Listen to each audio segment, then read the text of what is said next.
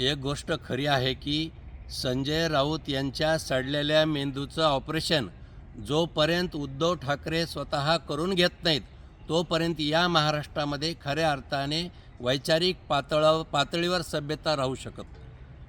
कसं आहे, संजय राऊताचा स्वभाव मूळ कसा आहे, आपलं ठेवायचं झाकून, दुसऱ्याचं बघायचं वाकून वाकून वाकून. आता तुमचा एक आमदार छत्रपती संभाजी महाराजांच्या सोबत स्वतःची तुलना करतो, त्या अनिल परबाविषयी त्यांना काही वाटत नाही.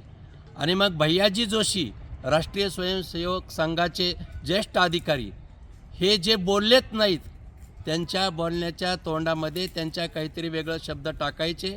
त्यांनी कधीही मराठी भाषेला विरोध केला नाही. मराठी भाषा ही मुंबईची आहे, महाराष्ट्राची आहे, याची स्पष्टता त्यांनी दिलेली. तसा आशयही त्यांचा आहे. पण विनाकारण कुणाला तरी कसं बदनाम करायचं आणि आपण जे करतो ते किती खरं आहे हे छातीठोक सांगायचं आणि वेगळा विमर्श निगेटिव्ह तयार करायचा, हा स्वभाव संजय राऊताच्या सडलेल्या मेंदूचा बनलाय हे नक्कीच.